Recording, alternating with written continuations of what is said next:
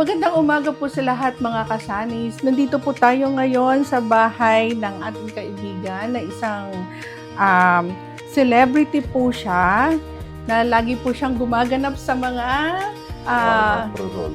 mga Capri. Yun po yung ganap niya lagi. So, sa tuwing napapanood natin siya sa mga pelikula na nakakatakot, mas kilala po siya sa isang masipag at mapagmahal na ama. Pero sino nga ba ang taong sa likod ng puno? Siya po si Mr. Raul o kaya sa tawag po namin na Karaol dahil kapatiran po natin siya. Karaol, welcome po sa Sunny Side Up with Diana.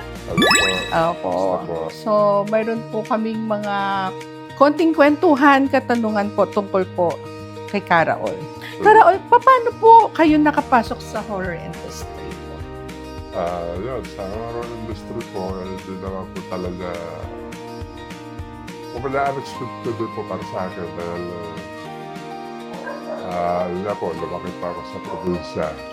Malayo sa Kablastan. Natawag lang siguro na napadpad ako sa Manila kasi after po na naglalaro-laro ako sa Visayas. So dati po, basketball player po kayo? Laro po ako, pero hindi po tayo pinala dahil maaga po tama po. So anong team po kayo nung panahon niyo? Dati po ako sa Visayas, sa Palaro sa Pasya, pero after po noon, luwas ko ng Manila sa RPO. Nakapalaro naman ako ng RPO, sandali lang din. Tapos, after ng RPO, doon ako nakapalaro, nag-reserve na lang ako sa... Pag San Juanes po ako, pero reserve po. So, yun, dahil po may tamang tuhod, kaya hindi na nakapagpatuloy. Pero maaari ko po bang itanong kung ano po yung height po ninyo? 7'3" po. 7'3" po kayo. Sobrang tangkad niyo po pala talaga. Galing. So, dahil matangkad po kayo, naging sagabal po ba sa tingin nyo? Sa height nyo po? May mga disadvantage po kasi. Opo, ano po yung mga disadvantage at advantage po sa height nyo po? Opo, yung po ang pag-uusapan na disadvantage parati po. Wala na pagsakay sa mga sasakyan. Opo, kasi sobrang tangkad nyo. Opo. Siyempre sa mga pintuan na mabababa, yun. Isa pa din yun. Tapos sa mga sapatos, dahil medyo malaki pa ako. Opo. So ano po yung sapatos po ninyo? Pasadya? Wala po kasi kayang uswilas dito sa atin na pwede gawa nila sadya at sapatos. Kaya ang karamihan po, pinapadala po sa akin. Opo, kasi sa abroad, may mga malalaking size na hindi na po nadadami ko. Ano po size ng paa ninyo? Size 20 po. 20? Grabe po, no? Doble po nung sa akin. Sobrang Opo. Tapos, yun po yung time naman na napunta ko sa Manila na lalaro-laro pa rin naman po ako time na yun. Tapos, yung dati kong manager, sinasama ko sa napunta ng Norte. Parang basketball event din mga pinupuntahan namin. Tapos, pero mahilig po talaga kayo sa sports? Opo, kasi kumbaga sa height po yung height o ang kumbaga po talaga sa inyo. Sa akin po, sa atin po kasi sa Pilipinas, bihira po ang nagkaroon ng 7'3". Opo, 7'3", sobrang tangkad na po talaga. Yun po sana yung pagkakataon para sa akin at advantage sa sports na. So, hindi naman po tayo swinerte. At yung time na po na yun, bumabiyahe kami ng Norte, tatawag naman po na stop over kami sa isang food store. Sa food store? Bumili nila ng pagkain. Opo. At natawag po na may isang director na nandoon pala sa store na yun. Opo. Tapos, nakita niya po kayo? Opo, nagulat ako kasi nasa likod ko siya pa na yun. Tingin sa akin, wala ulo niya pa. Tapos pagulong-gulong siya. Yung pala, director na taga-Hong Kong. Magawa pala sila noon ng pelikula dito sa Pilipinas. Opo. So, yun po yung time na Kinausap po kayo? May kumausap po sa akin na parang assistant o PE. Opo. Director pala yun nasa likod ko. Gusto Opo. raw ko po ng character sa isang pelikula. Opo. Anong character niyo po doon sa pelikulang ipapagawa niyo sa inyo? Kasi yung first movie po na yun, nakasamahan ko, yung Buhawi Jack. Ano po? Buhawi Jack. Buhawi Jack? Opo. So ano po yun? Foreign movie po yun? Hindi po, Pilipino siya. Filipino movie po yung siya. character artist, yung bida si Monsor, tapos si Nenyo Molak, si Monsor de Rosario. Rosario. Opo. Tapos si Ara pa yun. Si Aramina. Aramina. Opo, Aramina. Ninyo Mulak po, gano'n. Nenyo Molak. Tapos yun, nausap ako ng PE kung pwede raw akong maging talent. Sabi ko, wala po ako alam sa pelikula. Dahil Opo. una-una, laking probinsya ako, wala akong So, alam yung unang labas niyo po, ano po yung character niyo doon? Parang ano pa ako, taong bundok, parang tribo na kasi naligaw sila sa bundok na kami, bandang huli, kami yung naging judge sa kanila, yung bida. Ah, Opo. parang kayo po yung hari doon sa isang tribo, gano'n. Opo, para ako po yung pinuno sa Ay, isang parang tribo. kayo yung pinuno sa isang Opo. tribo. So, yun, doon na simula na napalabas yung pelikula, medyo madyan na siguro yung feedback. Opo. So, nagtuloy-tuloy. Sunod-sunod. Tinawagan lang ako ulit yung tinawagan. Ang dami nyo ng, Opo. ang dami nyo ng tawag na Opo, mga... doon na nagsimula yung mga Nag-start oportunidad na, sa nakasala ko sa mga pelikula. Mm. Dahil, yung baga hinahanap na nila yung karakter ko eh. Nakailang pelikula po kayo na nagawa? Hindi ko po matandaan kung ilan na kasi hindi naman po siya kahabaan mga roles, pero Opo, marami pero po eh. yung exposure nyo po ang dami. Opo, parang lang, kasi yung mga scene lang naman talaga na ganitong unexpected na scene na Opo. bigla ko lalabas na nandun ako. Hindi ko na po maalala kasi Ang dami na po marami siguro. puro ano? mas karamihan po na nilabasan doon, yung mga higante po talaga. Opo. Capra Carol, Cruz, assignment nyo sa akin yan na kung nakailang pelikula na kayo, text nyo yan sa akin. Kaya naalala ko na kung nakailang pelikula pala ako. Sa sobrang dami na po eh. Hindi ko Opo, na dami mabilang. po. Itong minsan napapanood ko rin sa YouTube, nandiyan pa po siya. Oo, simula Mga po daan-daan talaga. din siya sa akin, sinasin sa akin yung mga nakapanood, tinakat nila, tapos isisin sa akin Sisend yung sa mga inyo. short Po, ang films. dami niyo po. Alam niyo po ba, nung nag-start, kailan po, anong year po kayo nag-start 90s na lang po pumasok? ako. 90s? 90s So lang po mga, ako nag-start. high school yata ako nung panahon na yon. Dyan at yun. Alam niyo po bang, natatakot ako sa inyo dati. Kasi, di po ba bigla kayo lalabas sa puno, tas kapag Opo, kayo kasi yun po gano'n. talaga yung mga role, yung mga roles na dinampanan ko, yung puro na kapabaladyan. Opo. Kung naalala ko po talaga dati, kung naalala niyo po yung Pinoy thriller ba yon? Opo. Yung ganon?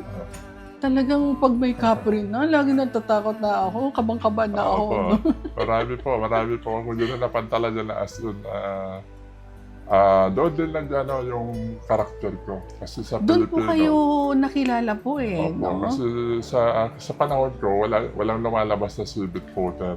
Kayo lang po karakter. talaga. Opo, kayo lang po talaga. Ako lang. Kumbaga, ang dami ko pinagdaanan Kaya as nga. character na yun. Kasi sobra po, yung mga pinagdaanan ko sa prostitute, Oo, yung mga no? costume. Tapos may malaki pa kayong Opo, tabako. lahat. Tapos mga call time na halos buong 2 araw sa suit. Grabe Talagang po, ano, no? mabigat po yung pinagdaanan natin sa mga pelikula. Grabe po, ano. At yun ay, pag naalala niyo po yun, talagang napapangiti na lang kayo na, nagawa ko na kumbaga, pala. mahirap na pag naalala mo siya, kumbaga, nakakatuwa na rin kasi naging part ka sa mga... Opo. Ano po yung pinaka hindi niyo makakalimutang pelikulang nagawa niyo na nagustuhan niyo? Marami naman po eh. Kasi lahat naman po ng mga pelikula, gusto ko naman po siya. Kahit napahirap yung roles. Pero pinaka gusto ko po na maganda ang naging bundle namin yung Banyo Queen.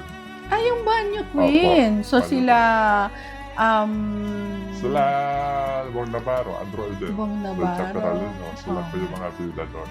Oo, Saka opo. maganda po yung mga bandingan kasi yung artista parang normal lang na ano. Parang magkakapamilya Opo, lang parang kayo. at saka barkada lang, Opo. Lasi Sunset. Ang Opo. galing. Anong year po yung banyo, Queen? Mga ano po yun, mga 2003 or 4, mga ganun po yun. So yung pinaka-latest niyo po na Latest nagawa. Mas marami pa naman po sumunod doon. Opo. Ano po yung pinaka-huling pelikula po na nagawa niyo? Yung nito-nito lang. Last kasi doon naman pelikula Batang Quiapo. Nagbatang Quiapo po Opo. kayo. So, Last 2023. Pero sandali lang naman po. Hindi naman ito. Opo. Kasi nakakatuwa nga si Coco Martin. Lahat binibigyan ng Pinigyan lang pagkakataon ko pa niya. Oo. Yung time naman po na yan, kaya ako napasok sa Batang Quiapo kasi nagkasakit pa ako. Tapos nawala lang ako ng hanap buhay. Opo. At yun, hindi ko na po alam kung saan ako huhugot. Siyempre may pamilya pa ako na Opo. umaasa sa akin. At sabi ko, kung may pagkakataon, sana lang na makabalik sa showbiz. Sana. Pero yun, hindi ko na po ina-expect yun. Nag-video lang naman po ako tapos in-upload ko na parang wala lang. Opo. Para siguro yung video po, kasi 4 minutes lang yata Parang, hindi ko naman po seryoso. Wala sa isip niya. Opo. Pero, siyempre, bilang isang nakaraan na artista ako, kahit paano, sana po ay makabalik ako sa showbiz. Yun po yung panawagan ko doon na sana. So napansin po kayo ni Coco Opo, Martin? dahil yung video na po na yun, na in-upload ko sa YouTube, nag-viral po. At na-content ng mga kumbaga na-repost ng mga vlogger. Opo. So, malaking tulong po yun sa mga Opo, na-repost talaga. po sa akin. Tapos na-repost ng mga vlogger. Kasi nakarating din ko Martin po yun. Ang galing po, Opo, no? Ang ganun bilis po. lang po, no? Opo. So pag wala po kayong ginagawang pelikula, tas nasa bahay lang po kayo, ano pong ginagawa niyo po? Noon po kasi, nung wala akong pelikula pa, na hindi pa ako nagbatang Quiapo, may hanap buhay po kami, nagtitinda kami ng lugaw, pansit, at Opo. nga lang po, nag-pandemic. Yun nga po, Opo, ang so, dami talagang... Nung mag-pandemic, tuloy pa rin naman po yung Naapektuhan. hanap buhay, pero hindi na po nakapokus sa lugaw, pansit, kasi nagkasakit pa ako doon sa paglulugaw kasi ako pa nagluluto Ang mga ingredients po noon, ako nag-prepare bago ako matulog. Nag-prepare ko po lahat yun. Para pag-isip ko madaling araw, Nakahanda prepare na. Kung Oo. pakukuluin na lang, Opo. isasalang na lang. Pero bago po yan, namamalente ako. Lahat yung Kayo po lahat Opo, hands-on. namamalente. Saka ako lagi nagigising madaling araw, kaya medyo tinamaan yung Nagkasakit kalusugan ko. Opo. Opo, bumaba na ng potassium ko. Kasi habang niluluto ako, bigla na lang ako nanghina na halos lupay pa yung katawan ko. Parang wala akong lakas. Opo. So, yun po. Pandemic po yun. Anong panahon po ng pandemic? Pumunta nga po ako sa lahat. Ang dami ko po ospital na pinuntahan ng time na yun. Lahat. Duranyan po ako kasi full COVID patient po sila. Opo. Lahat po ng Mas hospital. priority nila yung mga COVID patient po Opo, time na yun. sa parte ng Laguna. Opo. Talagang dami yung pinuntahan. Sabi ko, parang wala na, hindi na ako tatanggapin sa ospital. Ang sa akin lang naman po, gusto ko lang magpa-check up kung ano po yung sitwasyon ko. Kasi Oo. wala naman problema sa... Kumbaga, mahina lang ako. Parang wala ako po sa battery. Walang lakas. Low bat. Opo, wala lang kayong Opo, lakas. kumbaga, wala. Sabi ko, kaya ko pa naman, pero yung lakas ko parang wala talaga. So, hindi talaga ako natanggap doon. So, ang nangyari, tulungan ako ng lokal na madala po ako sa Loera. Ayun, tinanggap ako doon. Opo. At na-confine ako doon ng isang libre budget. Yun, naka-recover naman po. After po noon, buhay pa rin. Yun. So, yun po. Doon na po ako nanawagan kay Darko po kasi yung time na yun, na yung tawag dito, yung tricycle ko na sa kulong-kulong, Opo. kulugan po yun. Nahatak ko yun dahil hindi na ako nakabayan. Halos ko lang yung isang taon din ako nakabayan. Opo, kaya nahatak ko yun, wala na ako ng panghanap buhay. Opo. So yun, doon ako nanawagan. Carol, ano yung advantage ng bilang isang matangkad? Kung sa advantage po, marami pong advantage sa matangkad. Tulad ng Abot niyo po yung pagpalit ng Opo. ilaw. Hindi na kayo Tumagal kailan nga, ng siyempre. hagdan. Tapos, yun nga, yung advantage ko, nagamit ko yung height ko sa pag-artista. Opo. Opo, doon ako nagkaroon ng pagkakataon dahil siyempre, marami naman po nangarap pag-artista na Pero medyo parang sa Pilipinas po, dito po sa atin, kasi ang height po na talaga ng mga Asian, maliit lang po tayo. Maliit lang po, 5, opo. 5'5", mga Opo. ganon. Kayo po 7'3", parang iilan lang po kayo dito. Ilan lang, opo. 7 Sa plus ngayon, po. nalalabas. Kahit po mga basketball player, hindi sila ganun katangkad, di po ba? Opo, hindi po kasi tangkad talaga. Oo, yung mga 7 plus na, no? Bira po yung umabot. ng Saan niyo sulit. po namana yung height niyo? Yung Sa- father niyo po ba? Yung Wala mother niyo naman po ba? Kasi yung parents ko medyo matangkad, pero hindi naman umabot ng 7. Pero mga nasa 6 po sila. Opo, ganun. yung tatay ko, gano'n.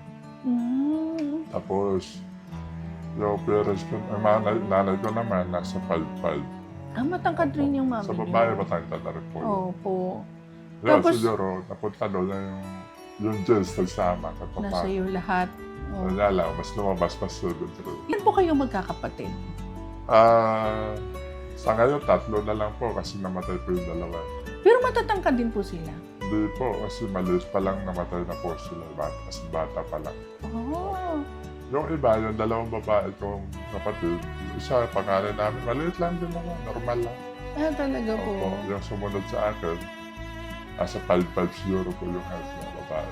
Babae 5'5". Pero kayo po talaga kakaiba. Gifted po talaga yung height niyo, no? Ako po talaga pinakapatangkad sa Mm. pamilya namin.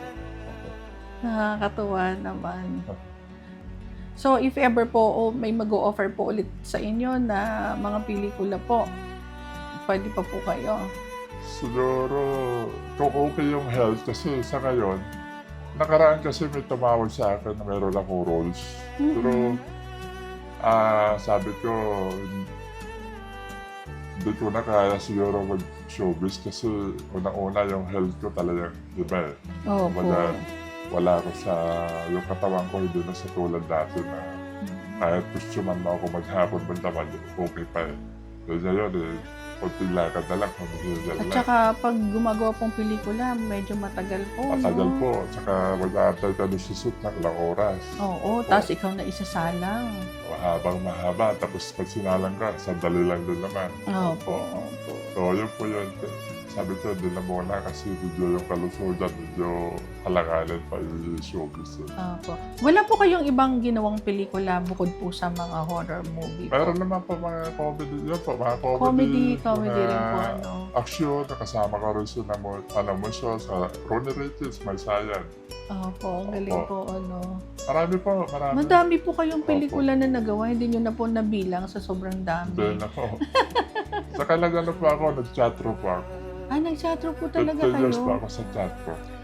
Opo. Kaya pala. Kumbaga, doon ko rin na-expect na, na mag-chatro ako kasi ataon lang doon na mag-showbiz ako tapos nakasama ko si Nini Mola.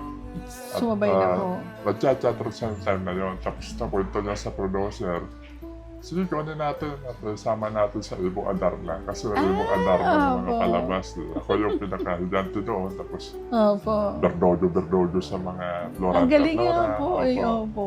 So yun po. Madami po kayong pelikula po ninyo na napapanood ko nung time na Madami yun. po. Ang dami po talaga. Sabi ko, Opo. ang galing.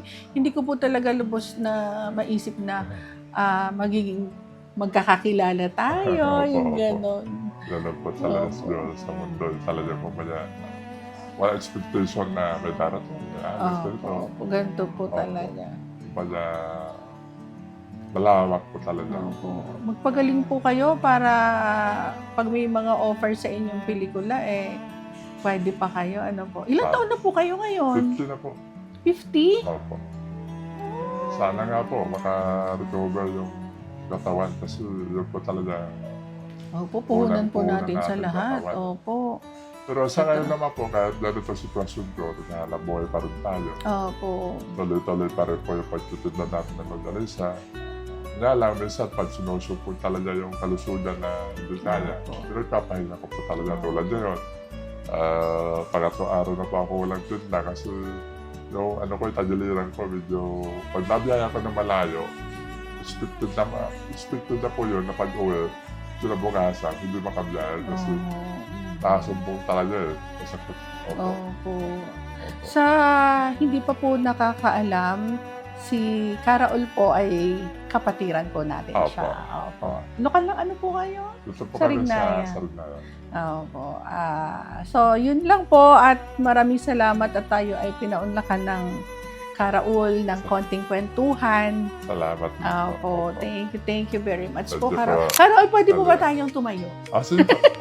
Naka-short lang kasi ako. Okay lang po. Okay lang, kaka na po. Kaya po kayo.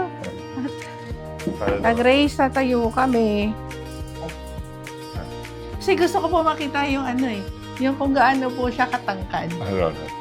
Opo, Karaol, dito tayo. Tangkad niyo po talaga. Ka Grace, hindi ka Grace, mas maliit kayo dito, ano? Halip po kayo ka Grace. Ito po yung asawa ni Karaol, mas maliit pa po sa akin.